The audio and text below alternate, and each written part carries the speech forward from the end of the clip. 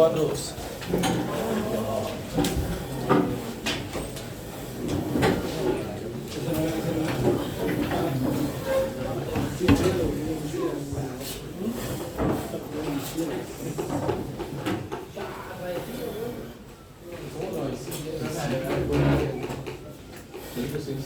Siéntese, ahí no crean, güey. No sé.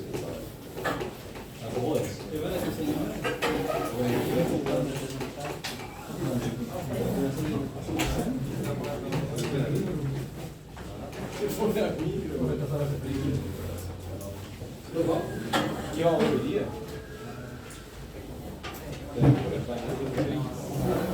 O bueno, si no quieren ver nada, si yo estamos ya a la silla.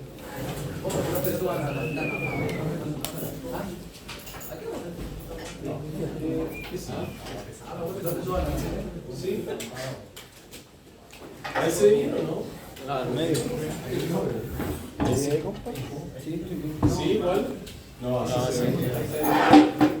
Por el brillo, weón.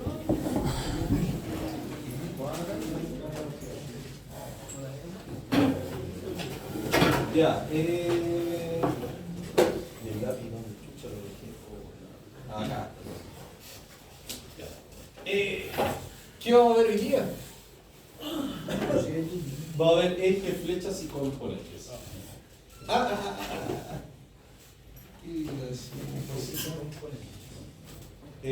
A ver, quiero ver una cosita antes de eso. Ustedes son esta sección. A ver. La evaluación diagnóstica centralizada. ¿Saben cuánto le hicieron? El 8%. Así es que yo en la prueba atiendo solamente al 8% que hizo la prueba. A ellos les voy a aclarar consulta. Sí, pues bueno, ¿cómo les puedo ayudar? No, no importa, si no le hago más tema, no puedo más. Sí, entonces, eso muy bien. Intento permitir una hora. No sé.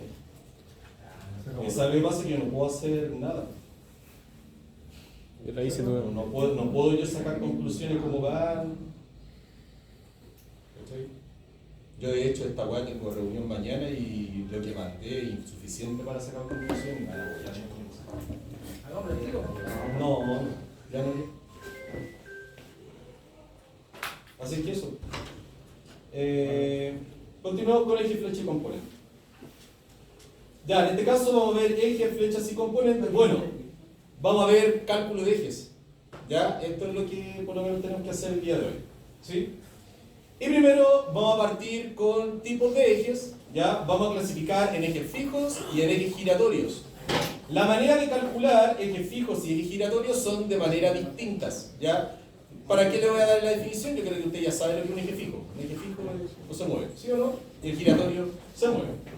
Entonces, sí hay que hacer una definición que viene siendo ejes unifilares o de sección constante, que son eso. ¿Ven? Ahí el diámetro del eje, ¿cómo se calcula? Se calcula, lógicamente, que ustedes más adelante van a ver momentos flectores y fuerzas cortantes máximos, que es el que aprendieron en resistencia material. ¿Ya? ¿Vamos bien? Que es básicamente hacer los diagramas de fuerza cortante, momento flector máximo. Entonces, ahí, ¿qué es lo que se hace?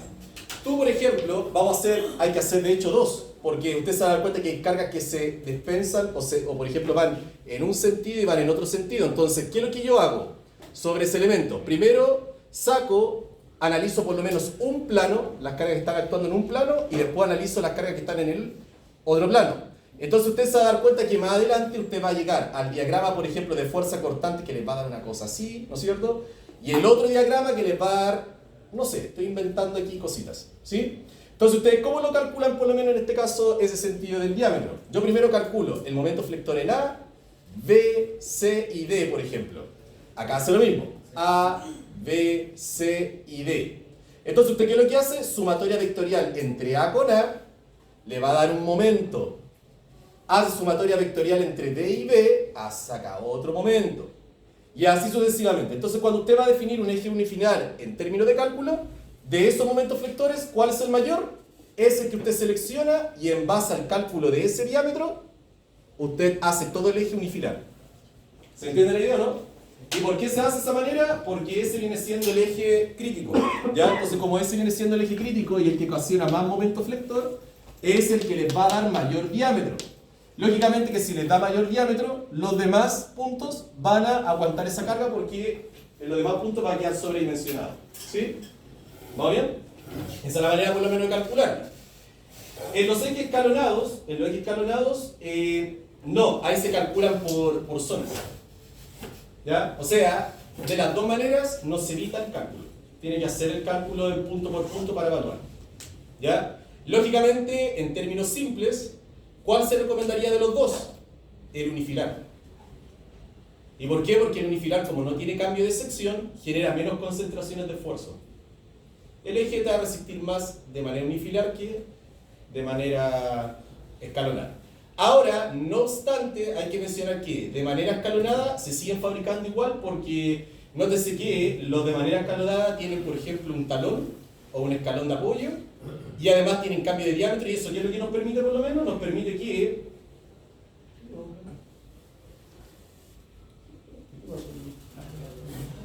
por lo menos que nosotros podemos apoyarnos de esos cambios de dimensión. Entonces, ¿usted qué es lo que hace? Si va a montar un engranaje, usted simplemente lo apoya hasta que tope. ¿Se da cuenta, no? Entonces se siguen ocupando por lo menos esos tipos de elementos. ¿Ya? Así se define. Y las partes de un eje. Ahí está. Nosotros vamos a hablar de muñones. Muñón. ¿Ya? Ahí tenemos, por ejemplo, muñón 1, muñón 2, muñón 3, que viene siendo ese, no sé si se alcanza a ver el lápiz, ese, y el muñón 4. Este eje consta de 4 muñones. ¿Ya? Cada muñón tiene su propio elemento y hay que calcularlos. ¿Sí? Ahora, ¿cómo se hace el análisis de fuerza sobre este elemento? Miren, ahí les tengo un sistema de transmisión ejemplificado. ¿Sí? Entonces, miren, ¿cómo se parte por lo menos calculando los momentos o los elementos? ¿Se acuerdan que ustedes aprendieron a calcular fuerzas? ¿Sí? Y esas fuerzas se montan en los ejes. Por lo cual, para poder calcularlos, una vez que usted por lo menos calcula la fuerza, los monta en los ejes y los ejes se predisponen para esas fuerzas. No se alcanza a ver. Ahí sí, ¿ya? Y los ejes se alcanzan, en este caso, se predisponen de acuerdo a las fuerzas, ¿ya? Entonces, miren cómo se interpreta por lo menos acá, ¿ya? Miren, si ustedes se dan cuenta, el elemento 1 y 2 son engranajes de dientes rectos, ¿no es cierto?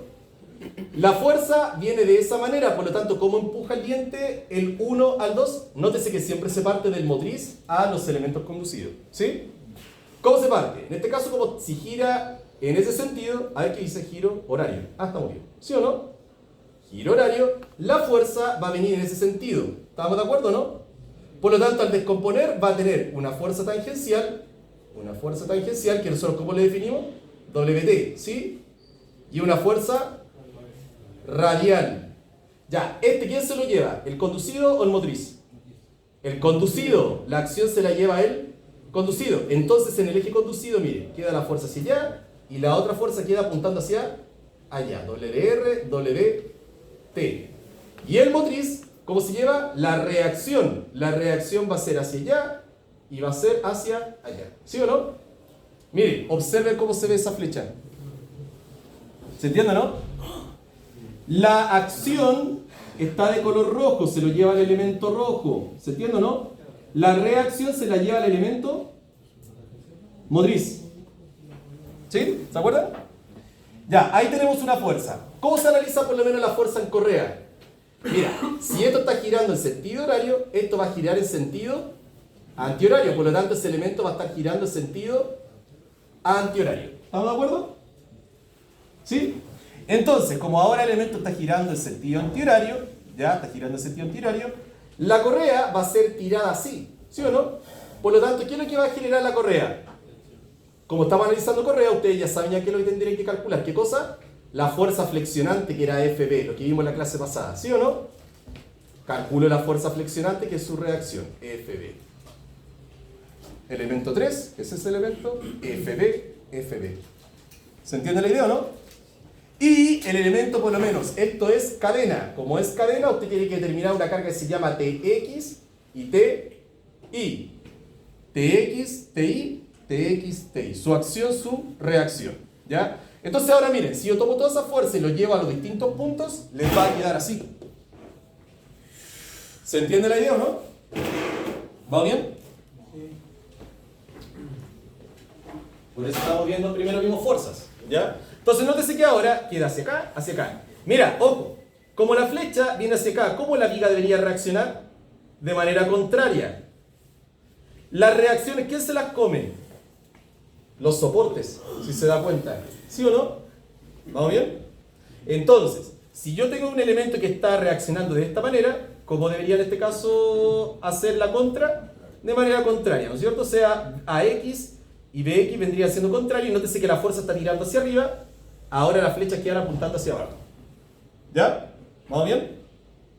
Y ahí usted tiene el cuadro de fuerzas. Mire, si usted tiene que calcular, por ejemplo, el eje motriz, así quedaría el diagrama de fuerza para el eje motriz. ¿Se entiende la idea o no? Si usted quiere calcular el eje número 3, así le queda el eje número 3. ¿Ya? Yo en este caso, ¿qué es lo que yo estoy pidiendo? Calcular el eje número 3. Entonces, mire, yo tomé ese análisis y lo extraje y ahí definí las medidas para poder calcular ejes. ¿Se entiende la idea o no? ¿Va bien? Así se analizan por lo menos las fuerzas. ¿Va bien o no? ¿Por qué la polea no tiene fuerza vertical? La polea 3 o el FB3. Porque FB compensa la vertical y la horizontal. La vertical. La vertical. Ahí está todo contenido. ¿Pero por qué la compensa? Ahí No está sé. donde dice FB3. FB, pero si eso lo vimos en Correa. Pero la fuerza no. ¿Cómo? A ver. ¿Dónde está el pizarrón?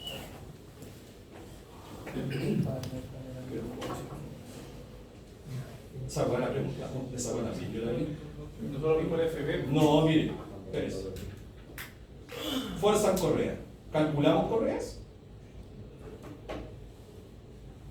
Y más encima, yo le hice la aplicación de las correas. Le hice hasta toda la deducción de las correas. Por eso está la FB y le metemos por el mismo momento, Sí. pero no están las verticales.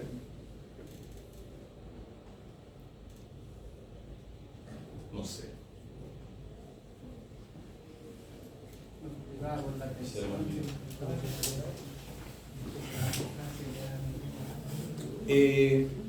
Se representa con FB. Yo más ratito le explico.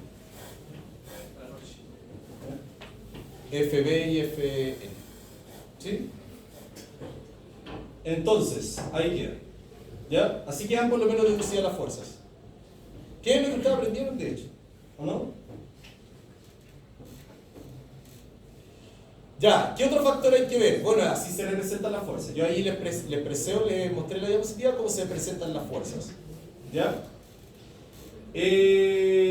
Entonces, ¿qué hay que hacer ahora? Primero, una de las condiciones que hay que ver para calcular ejes son factores de diseño, ¿ya? Que es lo que ustedes definían como FD, factor de diseño, factor de seguridad, ¿ya?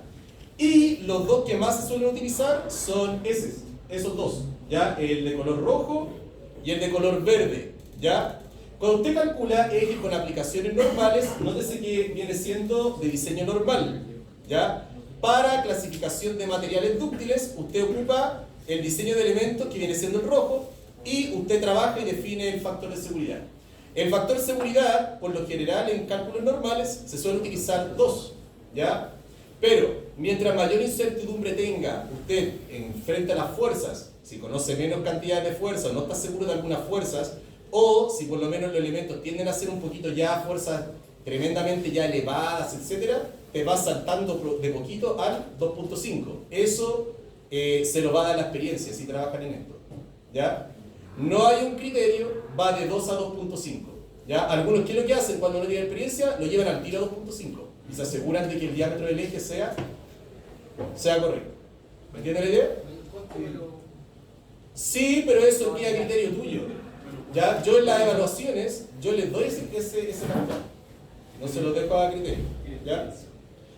Y el otro viene siendo diseño de estructuras estáticas o elementos bajo cargas dinámicas. Se suele utilizar de 2.5 a 4, ¿ya? Eso es cuando usted, por ejemplo, tiene ejes en donde esos ejes están expuestos, por ejemplo, a golpeteos, ¿ya? Por ejemplo, imagínese usted que tuvieran que diseñar un eje para una trituradora.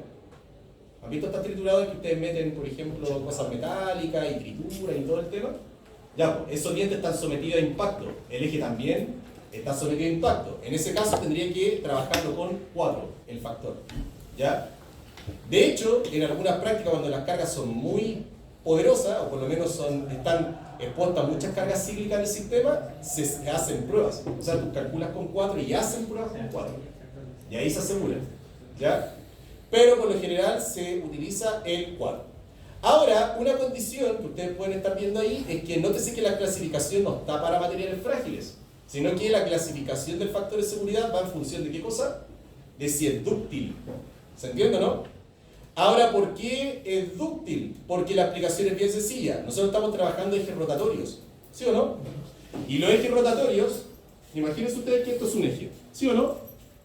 Los ejes rotatorios, cuando usted le va induciendo potencia, claro, se ve de esa manera, y a medida que va aumentando la velocidad, va haciendo este efecto. ¿Se entiende la idea? Porque piense que de los ejes, lo que se va montando por lo menos en los ejes son elementos pesados, y esos elementos pesados generan bandeos al momento que tú vas revolucionando.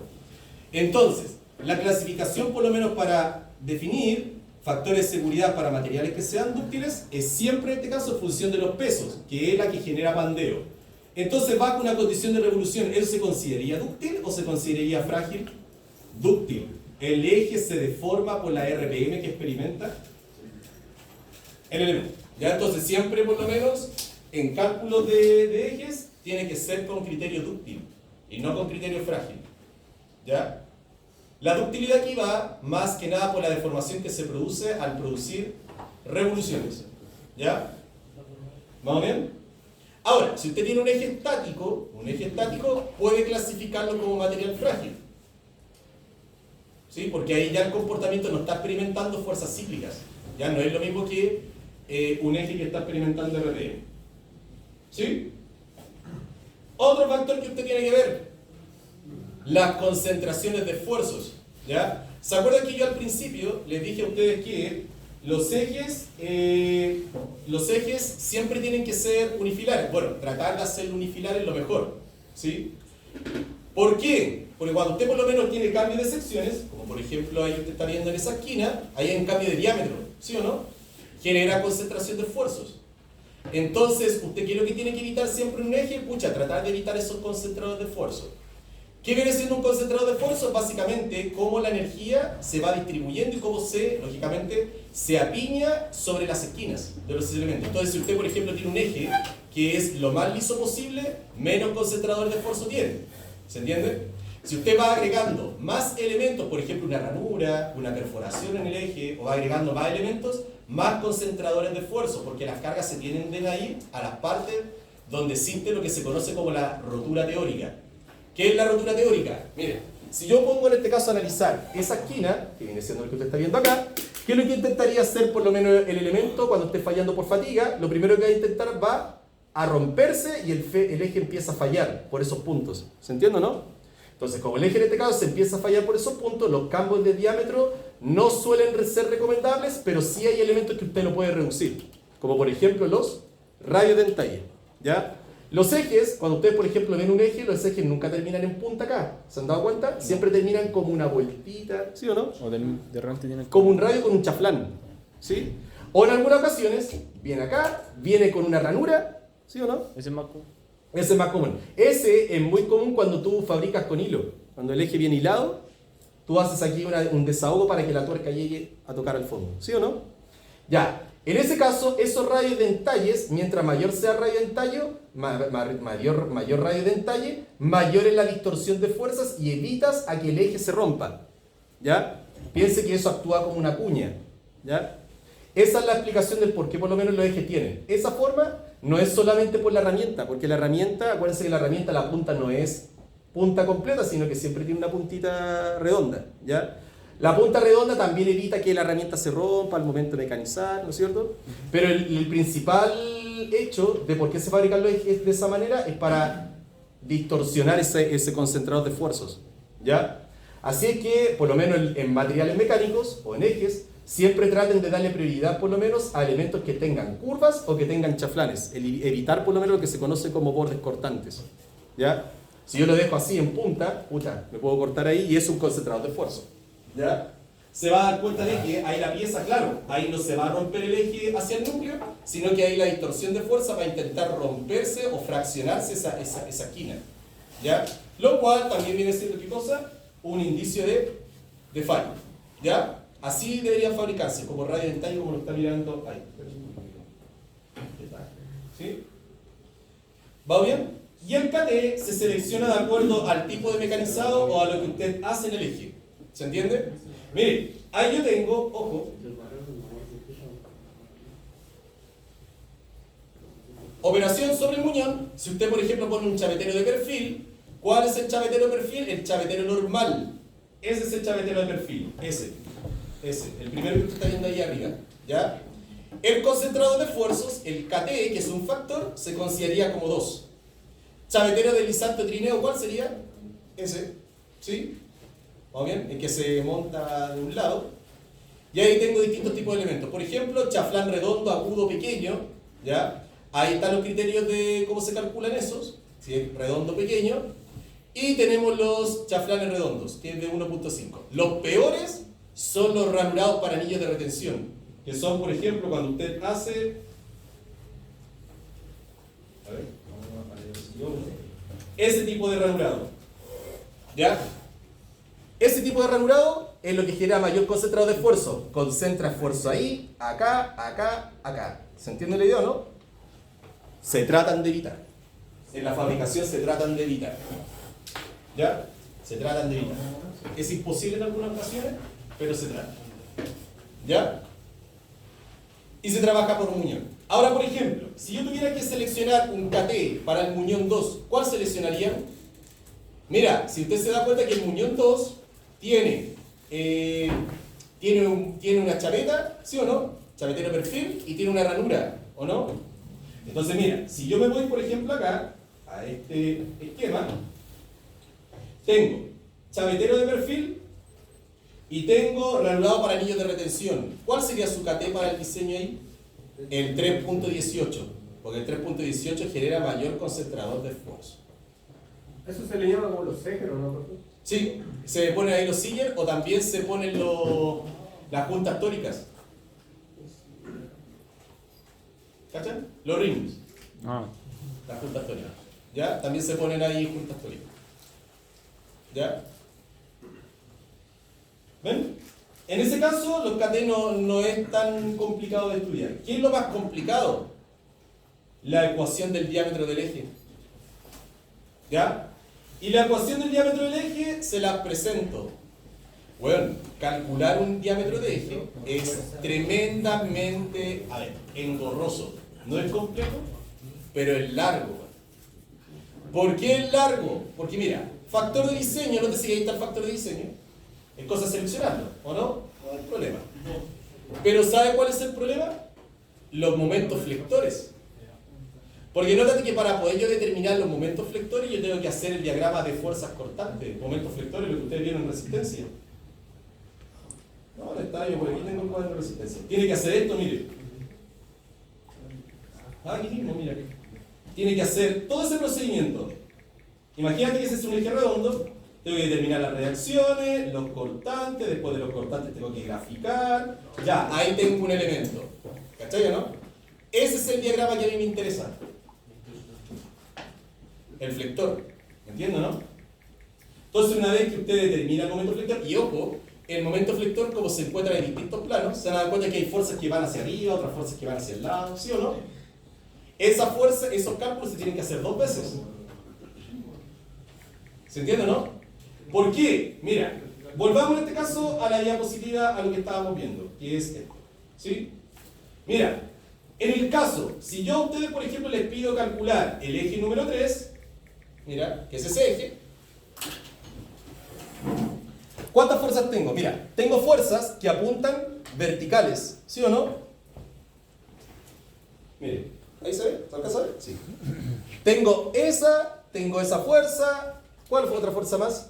Esa y esa. Entonces, nótese que si yo quisiera hacer un análisis, para esas fuerzas, que queda, por ejemplo, apuntando ahí hacia arriba, WT queda apuntando hacia abajo, esa, ¿sí o no? Que viene siendo, no, apunta hacia arriba, ¿no? TI y queda apuntando BI, ¿sí o no? Ya, eso genera un diagrama. Y ahora usted evalúa todas las fuerzas que están horizontales. ¿Cuáles son las fuerzas que están horizontales? BZ es, entonces mira, tú haces otro cálculo ahora con BZ. BZ, si yo lo miro desde arriba, va a quedar así. Este va a quedar hacia abajo, que es este Z, ¿sí o no? FB, ¿sí o no? Y tengo aquí otra cosa más. Ahí arriba, WR. Y abajo tengo AZ. Entonces, si se da cuenta, ese genera otro diagrama. Entonces, como cada eje o como cada fuerza genera su propio diagrama, ahí tengo que empezar a calcular. Ese es el punto A, ese es el punto A, ¿no es cierto? Sí. ¿Cuánto es el momento en A? El momento en A, hago sumatoria vectorial entre A con A. Después tendría que hacer sumatoria vectorial entre S con S. Sumatoria vectorial entre S, o sea, es un hueveo tremendo. ¿Se entiende la idea o no? Sí. ¿Ya? Por eso es complejo, ¿ya? Es complicado. Más que complicado, es largo el ejercicio. ¿Ya? Son largos. ¿Sí? Pero miren, para tranquilidad... mejor no digo nada. No, porque ahora me acordé del sistema de que ahora hay transmisiones nuevas que son, por ejemplo, cónicas. Entonces, como hay transmisiones cónicas, les puede tocar ahora un caso en donde... A ver, esperen un poquito. En donde les pueda tocar algo así, por ejemplo. Cargas distribuidas de esa manera. ¿Cachai o no? Y esa weá es como un poquito enredado. ¿Se da cuenta? Porque ahora describe parábola, hay que analizar las ecuaciones de parábola. ¿Ya? Ya, eso no lo vimos nosotros en clase. No, sí, lo vi. No lo vimos, sí no lo vimos. Lo vi. Ah, por el parábola tengo hecho. ¿Ya? ¿Va bien? Entonces, así por lo menos se van definiendo por lo menos. Eso es lo tedioso, ¿ya? Otra cosa que es tediosa. Mira, en la ecuación tenemos ahí los momentos flectores, que es ese valor es MF. Lo otro tedioso es ese símbolo que viene siendo S sub E. ¿Sabe lo que es el S sub E? La resistencia fatiga. Y la resistencia fatiga se define como la pi unitaria de Kn veces por el límite de fatiga. Y encontrar todos esos K es un hueveo. Porque encontrar todos esos K, ¿qué es lo que implica? Implica lo siguiente, miren. ¿Qué es lo que vamos a ver la próxima clase? Empezar ya a ver, por ejemplo, resistencia-fatiga. Criterio de resistencia-fatiga, ¿cachai? Entonces, mira, que es la pi unitaria, que es K por ese apóstrofe E. Entonces usted va a tener que seleccionar de acuerdo al material, va a tener que calcular eso, o se puede calcular por Merrin, que también se puede calcular. Va a determinar el K, mire todo el huevo para calcular K, KB, mira, KB, todo el huevo que hay que hacer para KB. ¿Cachai o no? Entonces el cálculo de eje es, bueno, mortal, es brígido, ¿ya? ¿Ven? ¿Sí? ¿Ya? Y después vamos a tener, bueno, esa es una parte porque la clase por lo menos yo aquí la dividí en dos partes. Y seleccionando de valores de acá, de tabla y todo el tema. ¿Ya? Así que aquí por lo menos el cálculo de eje es, el eje es el fuerte. ¿Ya? Los dos elementos más tediosos son MF y SE. ¿Ya? Son los más complicados. Los demás, en ese sub I, ¿qué es lo que viene siendo? El límite de fluencia lo sacan de las propiedades del material. Va directo ahí. Y el momento torsor son los momentos torsores que experimenta cada eje. ¿Ve? Ahora, nosotros acá en esta clase no solamente vamos a calcular ejes macizos, sino que también vamos a calcular ejes huecos. Ahí le presento la ecuación de ejes huecos.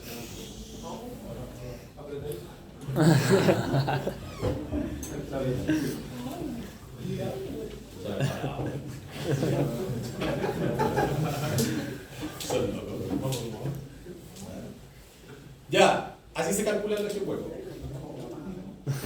Ya, los ejes perforados. Los tubos, ¿ya? ¿Ah? Ya, así se calculan los tubos. Los ejes tubos, ¿ya? Ahí, ¿qué es lo que usted determina? Ahí, nótese que ahí yo no puedo definir diámetros. Tú ahí vas tanteando. ¿En qué referente vas tanteando? Tú defines los diámetros exteriores. De acuerdo al diámetro exterior te va a darte cuánto tiene que ser el interior y de ahí ver si cumple el esfuerzo permisible o no cumple el esfuerzo permisible. Si no cumple el esfuerzo permisible, tiene que cambiar de diámetro o hacer el juego de relación diámetro menor, diámetro mayor. ¿Sí? Y ahí para poder determinar, por ejemplo, los factores K, usted qué es lo que va a tener que hacer, va a tener que determinar la razón de Peltez. Si LK es menor a 115 se ocupa esa presión. Si es mayor a eso, vamos a ver también momentos de inercia, porque los radios de giro para K minúscula es el radio de giro mínimo sobre el A, y para eso ocupa momentos de inercia. ¿Se acuerdan de momentos de inercia que vio en resistencia? Ahí está. ¿Ven? Da difícil. ¿Cachai? Después de calcular diámetro de eje, viene otro cálculo que es entretenido: la velocidad crítica. ¿Ya? Y para ver velocidades críticas, porque ahora mira, tengo masas que hacen pandeo. ¿Ya? No se suele, mira, yo se lo voy a dejar acá, la ecuación, pero yo no voy a calcular esto. ¿Ya? Pero va a estar el material ahí. Se lo voy a tener que explicar porque tú tienes que determinar, de acuerdo a la ecuación de la elástica, tienes que determinar ecuaciones de deformación. ¿Cuánto es lo que genera cada deformación? ¿Ven? Eso. Pandeo elástico y todo el tema. ¿Ya? Pero eso no lo voy a tocar. ¿Sí? Además, yo a ustedes les voy a dejar esto, ¿ya? Que viene siendo el procedimiento. Esto, bueno, es el santo grial del eje. ¿Ya? ¿Por qué? Porque aquí les voy a pasarle qué es lo que tiene que hacer usted para que usted pueda hacer el cálculo de manera correcta. ¿Qué procedimiento? ¿Qué tiene que hacer? ¿Ya? Porque a veces ustedes, por ejemplo, están en pelota, les pasa un eje y no saben qué hacer. Pues, ¿ya? Entonces, si usted lee eso, se va a dar cuenta que... Mira, aquí está toda la pega que ustedes tienen que hacer. Para el cálculo de eje, su fabricación y construcción mecánica, ¿qué tiene que determinar? La cinemática del sistema a transmitir, analizar las cargas, que eso ya lo vimos, efectuar diagrama de cuerpo libre y diagrama de cuerpo libre listo para cálculo, en donde queden sus fuerzas representadas, determinar las reacciones, efectuar análisis de viga, determinar momentos vectores, resistencia a fatiga, después la resistencia a fatiga, cálculo del diámetro del eje, después la velocidad crítica y después calcular las chavetas. Porque como tú ya tienes ya ahora los diámetros, ahora puedes definir qué chavetas van a ir montadas en el sistema. ¿Ven? Esa es la mega prueba. Esa prueba es rígida. ¿Cuánto hay? Esa, no sé cuánto vale. 5%. No, porque esta prueba la que viene vale 20, esa vale como 30. Pero en esta prueba, para que sepan, ustedes tienen que calcular todo, bueno. O sea, ¿a qué me refiero todo? Yo les voy a pasar los elementos y usted tiene que calcular fuerza en engranaje, resistencia en engranaje, tiene que calcular fuerza en correa, cadena, después las fuerzas tiene que calcular los torsores, después tiene que calcular todo. Voy a terminar con una memoria. ¿Ya? Es como, para que ustedes sepan, es algo parecido a lo que van a hacer en la prueba de hoy. Pero hoy día solamente determinan fuerzas. ¿Todas valen bien? La prueba que yo voy a mandar hoy día es solamente fuerzas. Ya, la otra prueba va a ser lo mismo, pero agregando ejes. ¿Se puede hacer con calculadora? No, sí.